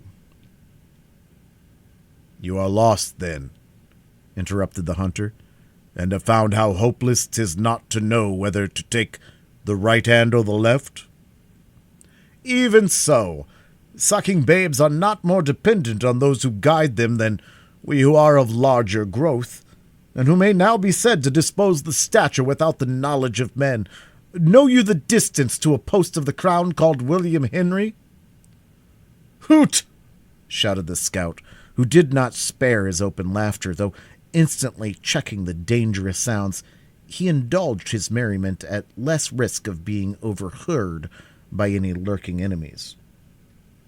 "You are as much off the scent as a hound would be, with Horican atwixt him and the deer. William Henry, man! If you are friends to the king and have business with the army, your way would be to follow the river down to Edward, and lay the matter before Webb, who tarries there, instead of pushing into the defiles, and driving this saucy Frenchman back across Champlain into his den again." Before the stranger could make any reply to this unexpected proposition, another horseman dashed the bushes aside and leaped his charger into the pathway in front of his companion. "What, then, may be our distance from Fort Edward?" demanded the new speaker. "The place you advise us to seek we left this morning, and our destination is the head of the lake." "Then you have lost your eyesight afore losing your way, for the road across the portage is cut to a good 2 rods, and is as grand a path, I calculate, as any that runs into London, or even before the palace of the king himself." "We will not dispute concerning the excellence of the passage," returned Hayward, smiling, for, as the reader has anticipated, it was he. "It is enough, for the present, that we trusted to an Indian guide to take us by a nearer, though blinder path, and that we are deceived in his knowledge. In plain words, we know not where we are." "An Indian lost in the woods?" said the scout, shaking his head doubtfully. "When the sun is scorching the treetops and the water courses are full, when the moss on every beach he sees will tell him in what quarter the North Star will shine at night. The woods are full of deer paths which run to the streams and licks, places well known to everybody. Nor have the geese done their flight to the Canada waters altogether. 'Tis strange that an Indian should be lost atwixt Horican and a bend in the river. Is he a Mohawk?" "Not by birth, though adopted in that tribe. I think his birthplace was farther north, and he is one you call a Huron." "Ha!" exclaimed the two companions of the scout, who had continued until this part of the dialogue, seated immovable and apparently indifferent to what passed, but who now sprang to their feet with an activity and interest that had evidently got the better of their reserve by surprise. "A Huron!" repeated the sturdy scout, once more shaking his head in open distrust. "They are a thievish race, nor do I care by whom they are adopted. You could never make anything of them but skulks and vagabonds. Since you trusted yourself to the care of one of that nation, I only wonder that you have not fallen in with more." "Of that there is little danger, since William Henry is so many miles in our front. You forget that I have told you that our guide is now a Mohawk, and that he serves with our forces as a friend." "And I tell you that he who was born a Mingo will die a Mingo," returned the other positively. "A Mohawk! No! Give me a Delaware or a Mohican for honesty, and when they fight, which they won't all do, having suffered their cunning enemies, the Maquas, to make them women, but when they fight at all, look to a Delaware or a Mohican for a warrior." "Enough of this," said Hayward impatiently. "I wish not to inquire into the character of a man that I know, and to whom you must be a stranger. You have not yet answered my question. What is our distance from the main army at Edward?" "It seems you may depend on who is your guide. One would think such a horse as that might get over a good deal of ground atwixt sun-up and sundown." "I wish no contention of idle words with you, friend," said Hayward, curbing his dissatisfied manner and speaking in a more gentle voice.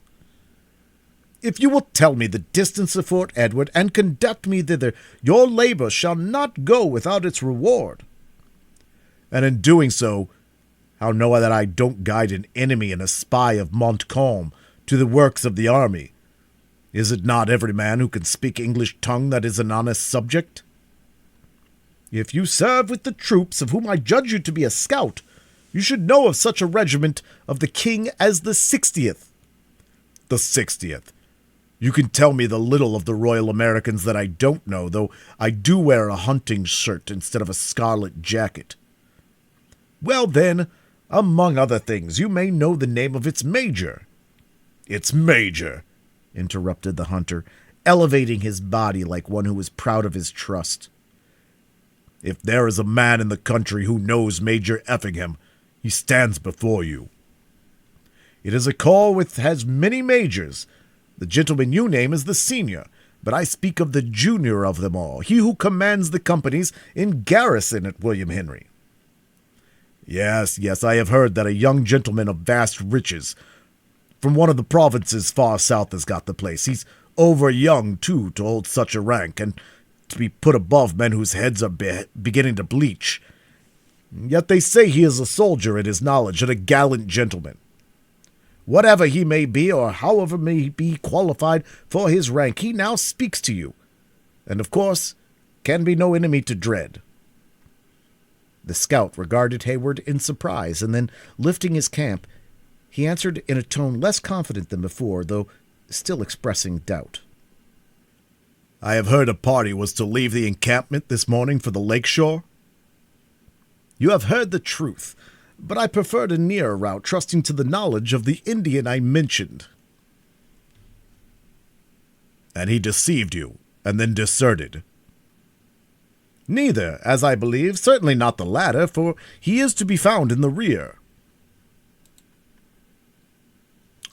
I should like to look at the creature. If it is a true Iroquois, I can tell him by his knavish look and by his paint, said the scout, stepping past the charger of Hayward and entering the path behind the mare of the singing master, whose foal had taken advantage of the halt to exact the maternal contribution. After shoving aside the bushes and proceeding a few paces, he encountered the females, who awaited the result of the conference with anxiety and not entirely without apprehension. Behind these, the runner leaned against a tree, where he stood the close examination of the scout with an air unmoved, though with a look so dark and savage that it might in itself excite fear. Satisfied with his scrutiny, the hunter soon left him. As he repassed the females, he paused a moment to gaze upon their beauty, answering to the smile and nod of Alice with a look of open pleasure. Thence he went to the side of the motherly animal, and spending a minute in a fruitless inquiry into the character of her rider, he shook his head and returned to Hayward. A Mingo is a Mingo, and God having made him so, neither the Mohawks nor any other tribe can alter him, he said, when he had regained his former position. If we were alone, and you would leave that noble horse at the mercy of the wolves tonight, I could show you the way to Edward myself within an hour, for it lies only about an hour's journey hence, but with such ladies in your company, 'tis impossible. And why? They are fatigued, but they aren't quite equal to a ride of a few more miles. 'Tis a natural impossibility, repeated the scout. I wouldn't walk a mile in these woods after night gets into them, in company with that runner, for the best rifle in the colonies. They are full of outlying Iroquois, and your mongrel Mohawk knows where to find them too well to be my companion. Think you so? Said Hayward, leaning forward in the saddle and dropping his voice to nearly a whisper. I confess I have not been without my own suspicions, though I have endeavored to conceal them, and affected a confidence I have not always felt on account of my companions. It was because I suspected him that I would follow no longer, making him, as you see, follow me. I knew he was one of the cheats as soon as I laid eyes on him, returned the scout, placing a finger on his nose in a sign of caution. The thief is leaning against the foot of the sugar sapling that you can see over them bushes. His right leg is in a line with the bark of the tree, and, tapping his rifle, I can take him from where I stand, between the angle and the knee, with a single shot, putting an end to his trampling through the woods for at least a month to come. If I should go back to him, the cunning varmint would suspect something, and be dodging through the trees like a frightened deer. It will not do. He may be innocent, and I dislike the act, though if I felt confident of his treachery, 'tis a safe thing to calculate on the knavery of an Iroquois, said the scout, throwing his rifle forward by a sort of instinctive movement. Hold! Interrupted Hayward. It will not do. We must think of some other scheme, and yet I have much reason to believe the rascal has deceived me. The hunter, who had already abandoned his intention of maiming the runner, mused a moment, and then made a gesture which instantly brought his two red companions to his side. They spoke together earnestly in the Delaware language, though in an undertone, and by the gestures of the white man, which were frequently directed towards the top of the sapling, it was evident he pointed out the situation of their hidden enemy. His companions were not long in comprehending his wishes, and laying aside their firearms, they parted, taking opposite sides of the path and burying themselves in the thicket, with such cautious movements that their steps were inaudible. Now, you go back, said the hunter, speaking again to Hayward, and hold the imp in talk. These Mohicans here will take him without breaking his paint. Nay, said Howard proudly, I will seize him myself. Hist! What could you do mounted against an Indian in the bushes? I will dismount. And think you, when he saw one of your feet out of the stirrup, he would wait for the other to be free? Whoever comes into the woods to deal with the natives must use Indian fashions, if he would wish to prosper at his undertakings. Go then, talk openly to the miscreant, and seem to believe him the truest friend you have on earth. Hayward, prepared to comply, though with the strongest disgust at the nature of the office he was compelled to execute. Each moment, however, pressed upon him a conviction of the critical situation in which he had suffered his invaluable trust to be involved through his own confidence. The sun had already disappeared, and the woods, suddenly deprived of his light, were assuming a dusky hue, which keenly reminded him that the hour the savage usually chose for his most barbarous and remorseless acts of vengeance or hostility was speedily drawing near. Stimulated by apprehension, he left the scout, who immediately entered into a loud conversation with the stranger that had so unceremoniously enlisted himself in the party of travelers that morning. In passing his gentler companions, Hayward uttered a few words of encouragement, and was pleased to find that, though fatigued with the exercise of the day, they appeared to entertain no suspicion that their present embarrassment was other than the result of accident.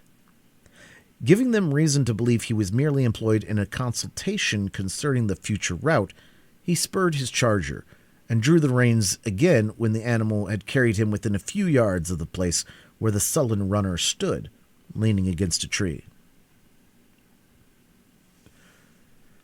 "You may see, Magua," he said, endeavoring to assume an air of freedom and confidence, "that the night is closing around us, and yet we are no nearer to William Henry than when we left the encampment of Wed with the rising sun. You have missed the way, nor have I been more fortunate, but happily we have fallen in with a hunter, he whom you hear talking to the singer, that is acquainted with the deer paths and byways of the woods, and who promises to lead us to a place where we may rest securely till the morning." The Indian riveted his glowing eyes on Hayward as he asked, in his imperfect English, "Is he alone?" "Alone?" hesitatingly answered Hayward, to whom deception was too new to be assumed without embarrassment. "Oh, not alone, surely, Magua, for you know that we are with him." "Then Le Renard Subtil will go," returned the runner, coolly raising his little wallet from the place where it had lain at his feet. "And the pale-faces will see none but their own color." "Go? Whom call you Le Renard?" "'Tis the name his Canada fathers have given to Magua," returned the runner, with an air that manifested his pride at the distinction. Night is the same as day to Le Subtil when Monroe waits for him. And what account will Le Renard give the chief of William Henry concerning his daughters? Will he dare to tell the hot-blooded Scotsman that his children are left without a guide, though Magua promised to be one? Though the gray hair has a loud voice and a long arm, Le Renard will not hear him, nor feel him, in the woods. But what will the Mohawks say? They will make him petticoats and bid him stay in the wigwam with the women, for he is no longer to be trusted with the business of a man. La Subtil knows the path to the Great Lakes, and he can find the bones of his fathers, was the answer of the unmoved runner. Enough, Magua, said Hayward. Are we not friends? Why should there be bitter words between us? Monroe has promised you a gift for your services when performed, and I shall be your debtor for another. Rest your weary limbs, then, and open your wallet to eat. We have a few moments to spare. Let us not waste them in talk like wrangling women. When the ladies are refreshed, we will proceed.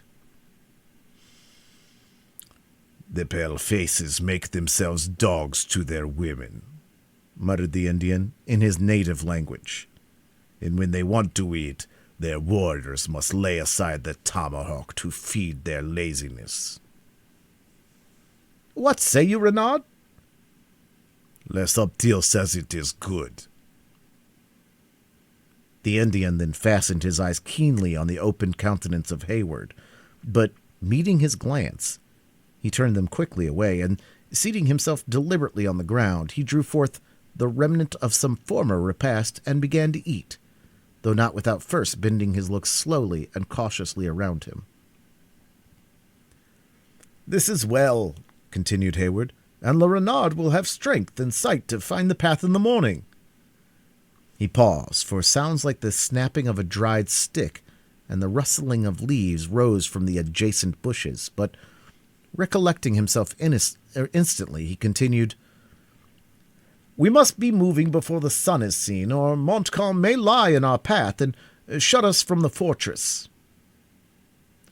The hand of Magua dropped from his mouth to his side, and though his eyes were fastened on the ground, his head was turned aside, his nostrils expanded, and his ears seemed even to stand more erect than usual, giving to him the appearance of a statue that was made to represent intense attention. Hayward, who watched his movements with a vigilant eye, carelessly extricated one of his feet from the stirrup, while he passed a hand towards the bearskin covering one of his holsters. Every effort to detect the point most regarded by the runner was completely frustrated by the tremulous glances of his organs, which seemed not to rest a single instant on any particular object, and which, at the same time, could be hardly said to move. While he hesitated how to proceed, Le Subtil cautiously raised himself to his feet, though with a motion so slow and guarded that not the slightest noise was produced by the change. Hayward felt it had now become incumbent on him to act. Throwing his leg over the saddle, he dismounted, with a determination to advance and seize his treacherous companion, trusting the result to his own manhood. In order, however, to prevent unnecessary alarm, he still perceived an air of calmness and friendship. "Le Renard Subtil does not eat," he said, using the appellation he had found most flattering to the vanity of the Indian. "His corn is not well parched, and it seems dry. Let me examine. Perhaps something may be found among my own provisions that will help his appetite." Magua held out the wallet to the proffer of the other. He even suffered the hands to meet without betraying the least emotion, or varying his riveted attitude of attention. But when he felt the fingers of Hayward moving gently along his own naked arm, he struck up the limb of the young man, and uttering a piercing cry, he darted beneath it and plunged at a single bound into the opposite thicket. At the next instant, the form of Chingachgook appeared from the bushes, looking like a spectre in its paint, and glided across the path in swift pursuit. Next followed the shout of Uncas, when the woods were lighted by a sudden flash that was accompanied by the sharp report of the hunter's rifle. Chapter 5. In such a night did this be fearfully o'ertrip the dew, and saw the lion's shadow ere himself. Merchant of Venice. The suddenness of the flight of his guide and the wild cries of the pursuers caused Hayward to remain fixed for a few moments in inactive surprise. Then, recollecting the importance of securing the fugitive, he dashed aside the surrounding bushes and pressed eagerly forward to lend his aid in the chase. Before he had, however, proceeded 100 yards, he met the three foresters already returning from their unsuccessful pursuit. "Why so soon disheartened?" he exclaimed. "The scoundrel must be concealed behind some of the trees, and may yet be secured. We are not safe while he goes at large." "Would you set a cloud to chase the wind?" returned the disappointed scout.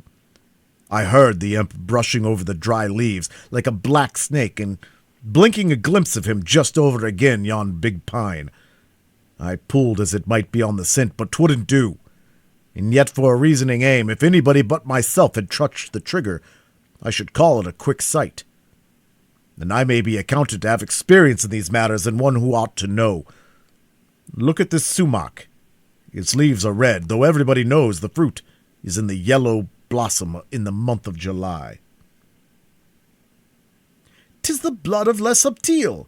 He is hurt, and may yet fall." No, returned the scout, in decided disapprobation of this opinion. "I rubbed the bark of a limb. Perhaps, but the creature leaped the longer for it. A rifle bullet acts on a running animal when it barks him, much the same as one of your spurs on a horse. That is, it quickens motion and puts life into flesh instead of taking it away. But when it cuts the ragged hole after a bound or two, there is commonly a stagnation of further leaping, be it Indian or be it deer." "We are 4 able bodies to 1 wounded man." "Is life grievous to you?" interrupted the scout. "Yonder red devil would draw you within swing of the tomahawks of his comrades before you were heated in the chase. It was an unthoughtful act in a man who has so often slept with the war whoop ringing in the air to let off his piece within sound of an ambushment. But then it was a natural temptation. 'Twas very natural. Come, friends, let us move our station, and in such fashion, too, as we will throw the cunning of a Mingo on a wrong scent, or our scalps will be drying in the wind in front of Montcalm's marquee again this hour tomorrow." This appalling declaration, which the scout uttered with the cool assurance of a man who fully comprehended, while he did not fear to face the danger, served to remind Hayward of the importance of the charge with which he himself had been entrusted. Glancing his eyes around with a vain effort to pierce the gloom that was thickening beneath the leafy arches of the forest, he felt as if, cut off from human aid, his unresisting companions would soon lie at the entire mercy of those barbarous enemies who, like beasts of prey, only waited till the gathering darkness might render their blows more fatally certain. His awakened imagination, deluded by the deceptive light, converted every waving bush or the fragment of some fallen tree into human forms, and 20 times he fancied he could distinguish the horrid visages of his lurking foes, peering from their hiding places in never-ceasing watchfulness of the movements of his party. Looking upward, he found that the thin, fleecy clouds which evening had painted on the blue sky were already losing their faintest tints of rose color, while the embedded stream, which glided past the spot where he stood, was to be traced only by the dark boundary of its wooded banks. "What is to be done?" he said, feeling the utter helplessness of doubt in such a pressing strait. "Desert me not, for God's sake. Remain to defend those I escort, and freely name your reward." His companions, who conversed apart in the language of their tribe, heeded not this sudden and earnest appeal, though their dialogue was maintained in low and cautious sounds, but little above a whisper. Hayward, who now approached, could easily distinguish the earnest tones of the younger warrior from the more deliberate speeches of his seniors. It was evident that they debated on the propriety of some measure that nearly concerned the welfare of the travelers. Yielding to his powerful interest in the subject, and impatient of the delay that seemed fraught with so much additional danger, Hayward drew still nigher to the dusky group with an intention of making his offers of compensation more definite, when the white man, motioning with his hand as if he conceded the disputed point, turned away, saying in sort of a soliloquy and in the English tongue, "Uncas is right. It would not be the act of men to leave such harmless things to their fate, even though it breaks up the harboring place forever. If you would save these tender blossoms from the fangs of the worst of serpents, gentlemen, you have neither time to lose nor resolution to throw away."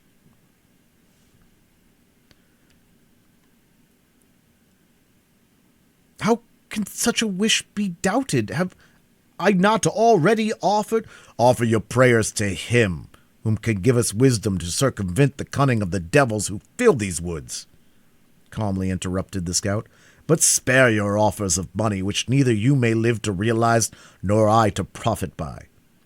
These Mohicans and I will do what man's thoughts can invent to keep such flowers which, though so sweet, were never made for the wilderness, from harm, and that without hope of any other recompense but such as God always gives to upright dealings. First, you must promise 2 things, both in your own name and for your friends, or without serving you we shall only injure ourselves." "Name them." "The one is, to be still as these sleeping woods. Let what will happen, and the other is to keep the place where we shall take you forever a secret from all mortal men." "I will do my utmost to see both these conditions fulfilled." "Then follow, for we are losing moments that are precious as the heart's blood to a stricken deer." Hayward could distinguish the impatient gesture of the scout through the increasing shadows of the evening, and he moved in his footsteps swiftly towards the place where he had left the remainder of the party. When they rejoined the expecting and anxious females, he briefly acquainted them with the conditions of their new guide, and with the necessity that existed for their hushing every apprehension in instant and serious exertions. Although his alarming communication was not received without much secret terror by the listeners, his earnest and impressive manner, aided perhaps by the nature of the danger, succeeded in bracing their nerves to undergo some unlooked-for and unusual trial. Silently, and without a moment's delay, they permitted him to assist them from their saddles, and when they descended quickly to the water's edge, where the scout had collected the rest of the party, more by the agency of expressive gestures than by any use of words. "What to do with these dumb creatures?" muttered the white man, on whom the sole control of their future movements appeared to devolve. "It would be time lost to cut their throats and cast them into the river, and to leave them here would be to tell the Mingos they have not far to seek to find their owners." "Then give them their bridles, and let them range the woods," Hayward ventured to suggest. "No, it would be better to mislead the imps, make them believe they must equal a horse's speed to run down their chase. Aye, that will blind the fireballs of eyes. Chingach, hiss! What stirs the bush?" "The colt." "That colt, at least, must die," muttered the scout, grasping at the mane of the nimble beast, which easily eluded his hand. "Uncas, your arrows." "Hold!" exclaimed the proprietor of the condemned animal aloud, without regard to the whispering tones used by the others. Spare the fall of Miriam. It is the comely offspring of a faithful dam, and would willingly injure not. When men struggle for the single life God has given them, said the scout sternly, even their own kind seems no more than the beasts of the wood.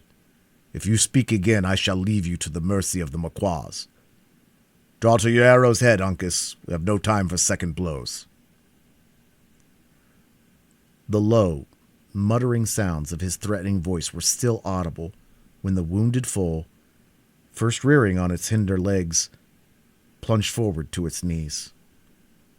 It was met by Chingachgook, whose knife passed across its throat quicker than thought, and then, precipitating the motions of the struggling victim, he dashed into the river, down whose stream it glided away, gasping audibly for breath with its ebbing life.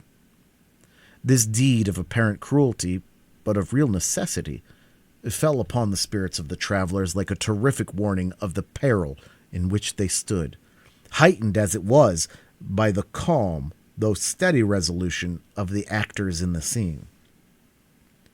The sisters shuddered and clung closer to each other while Hayward instinctively laid his hand on one of the pistols he had just drawn from their holsters, as he placed himself between his charge and those dense shadows that seemed to draw an impenetrable veil before the bosom of the forest.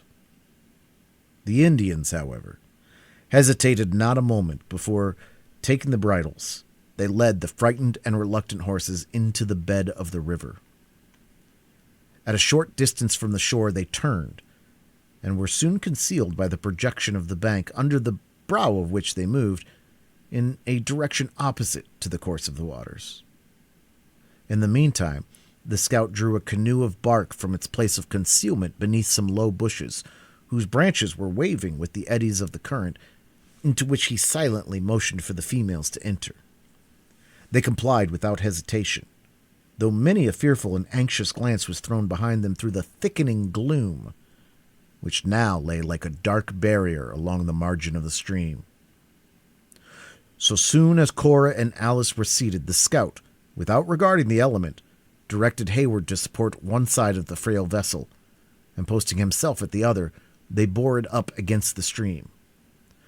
Followed by the dejected owner of the dead foal, in this manner they proceeded, for many rods, in a silence that was only interrupted by the rippling of the water as its eddies played around them, or the low dash made by their own cautious footsteps. Hayward yielded the guidance of the canoe implicitly to the scout, who approached or receded from the shore to avoid the fragments of rocks or deeper parts of the river, with a readiness that showed his knowledge of the route they held. Occasionally he would stop, and in the midst of a breathing stillness, that the dull but increasing roar of the waterfall only served to render more impressive, he would listen with painful intenseness to catch any sounds that might arrest from the slumbering forest. When assured that all was still and unable to detect, even by the aid of his practiced senses, any sign of his approaching foes, he would deliberately resume his slow and guarded progress. At length they reached a point in the river where the roving eye of Hayward became riveted on a cluster of black objects, collected at a spot where the high bank threw a deeper shadow than unusual on the dark waters. Hesitating to advance, he pointed out the place to the attention of his companion. "Aye," returned the composed scout.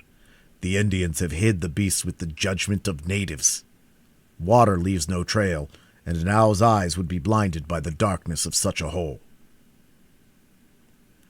The whole party was soon reunited, and another consultation was held between the scout and his new comrades, during which they, whose fates depended on the faith and ingenuity of these unknown foresters, had a little leisure to observe their situation more minutely. The river was confined between high and cragged rocks, one of which impended above the spot where the canoe rested, and these again were surmounted by tall trees, which appeared to totter on the brows of the precipice. It gave the stream the appearance of running through a deep and narrow dell, all beneath the fantastic limbs and ragged tree tops, which were here and there dimly painted against the starry zenith, lay alike in shadowed obscurity. Behind them, the curvature of the banks soon bounded the view by the same dark and wooded outline, but in front, and apparently at no great distance, the water seemed piled against the heavens, whence it tumbled into caverns, out of which issued those sullen sounds that had loaded the evening atmosphere. It seemed, in truth, to be a spot devoted to seclusion, and the sisters imbibed a soothing impression of security as they gazed upon its romantic, though not unappalling, beauties.